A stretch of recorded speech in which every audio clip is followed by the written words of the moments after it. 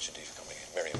Well, the no side may have been the losers in last week's referendum, but one of the definite winners was the Sinn Fein party. Although on the losing side, it's accepted by many and reflected in the opinion polls that the party grew in both profile and popularity during the campaign. So does this mean that Sinn Fein can retain this popularity and will be in government here one day soon? Or are Sinn Fein, as some critics argue, still essentially a party of protest, and that if they are ever to be in government here, they will first need to widen their support base? This report from Katie Hannon.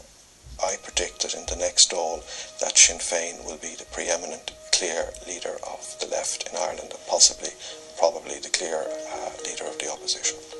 We're a party that's going places, we know what we're about, and we have big plans for the future. Well, there is a ruthlessness in terms of political strategy. They have an objective and they will do what it takes to get there. Sinn Féin may have been on the losing side in the fiscal treaty referendum, but the party made enormous political gains from its prominent role in the No campaign. With opinion polls putting the party on course for unprecedented electoral gains, we look at Sinn Féin's extraordinary political journey.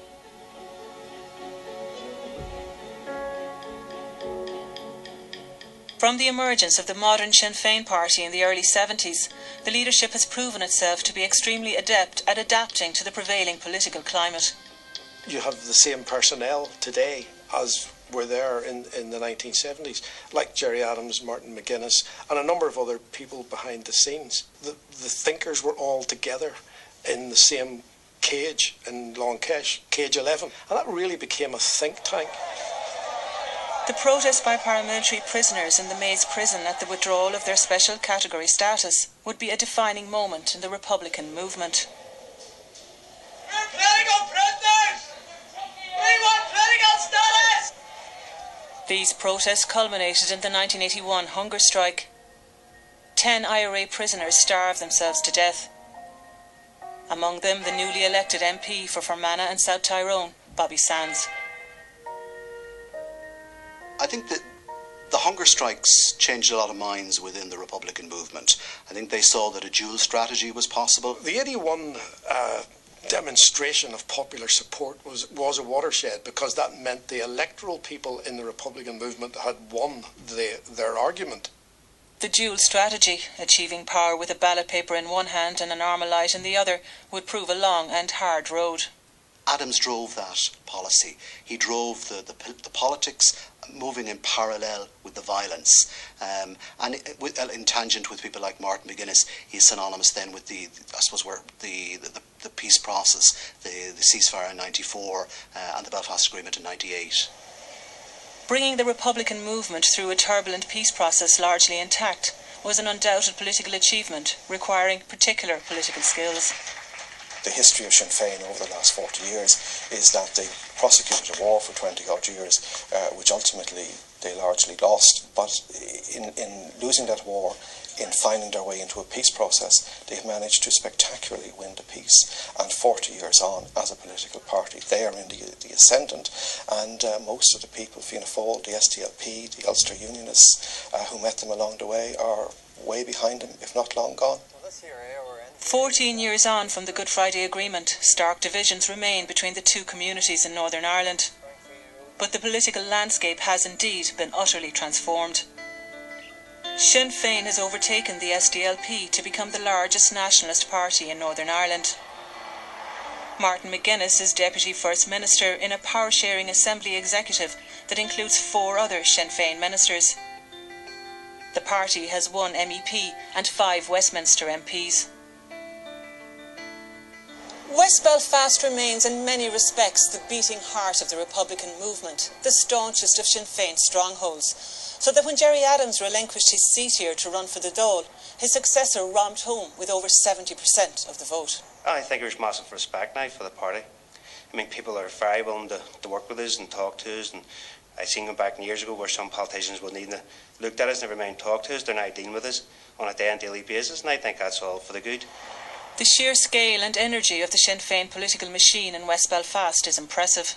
We have canvass managers, we have political managers, we even have managers with regards to the constituency end of things. We are very, very structured. In West Belfast alone, we have 5 constituency offices right across the constituency. This close connection with the grassroots is also a hallmark of the Sinn Féin operation in the Republic. Creena Nidolig is a full-time Sinn Féin councillor in Dublin's South Inner City.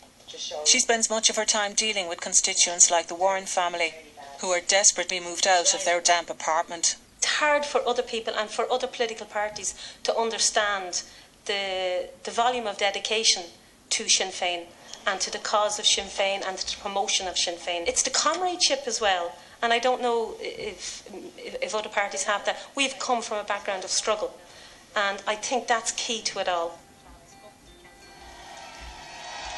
Last year's general election was a major breakthrough for Sinn Féin. The party garnered almost 10% of the vote and a record 14 seats. But the gains the party has made in the 15 months since then have been even more spectacular. The monthly Red C polls for the Sunday Business Post have most closely tracked the relentless rise in Sinn Féin support over that period.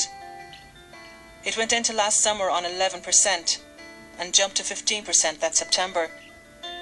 The next significant surge came in January when party support hit 17%.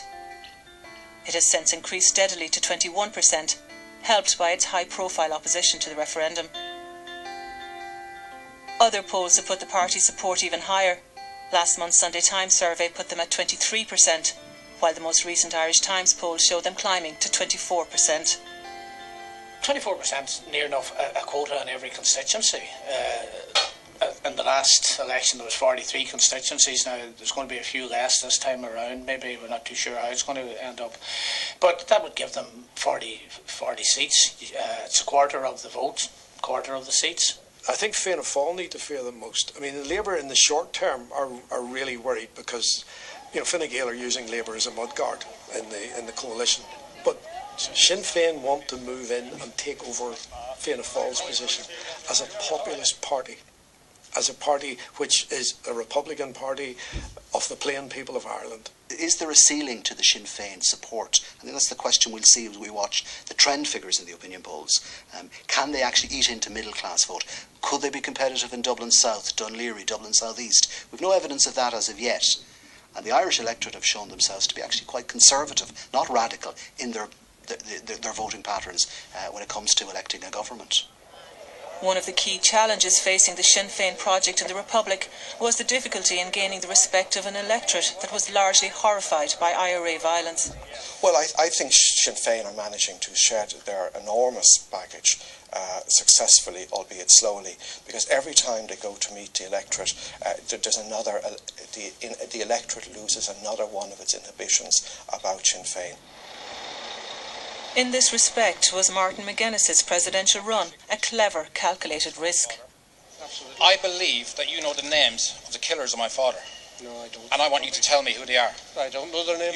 You were on the Army Council of the IRA. There was never any prospect he could win, but in him being a candidate, he again, as other candidates in other elections had, succeeded in neutralising and being a poultice, if you like, for the electoral sort of poison that was so limiting Sinn Féin in the past.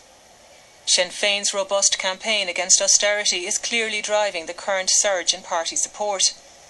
But critics question how Sinn Féin's protests at government policies in the Dáil square with the party's actions in government in Stormont, where they have been forced to implement £4 billion of cuts. I mean, there's a Tory government in Westminster. That is the overarching paradigm for politics and power in Northern Ireland, and Sinn Féin administer the politics of Her Majesty's government at Westminster. It's an irony that it's not often noticed. We have called and we will continue to call for our own fiscal autonomy here in the North, because we think is that yes, there is hard decisions to take, but more power we have to fall from Westminster to the Executive here means then we can govern ourselves in a much more proactive manner, where we can deliver for some of the most depraved within our society. Political observers suggest that Sinn Féin carefully crafts its economic policies to suit its electoral ends. Sinn Féin will do what it takes to get where they want to be. Don't take my word for it. People like Jerry Kelly, for example, have said this, that they have an objective and they will do what it takes to get there. If that means changing the policy or changing the direction, they'll do it. I think they've gone progressively very far to the left, and then having gone very far to the left, they have slowly inched back.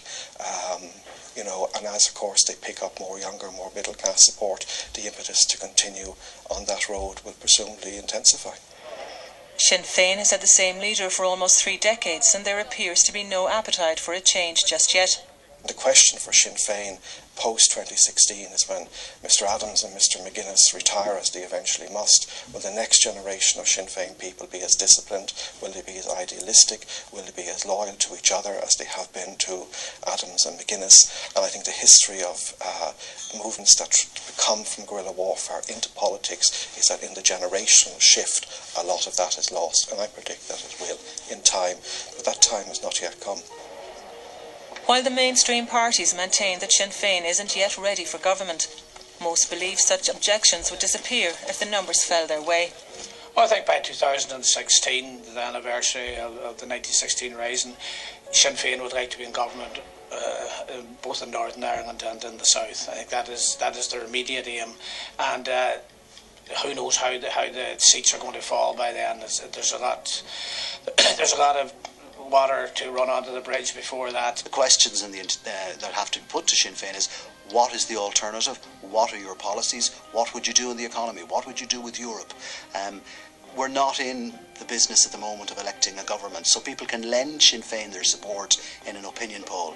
It's not clear whether they'd lend the support permanently in the ballot box of a general election.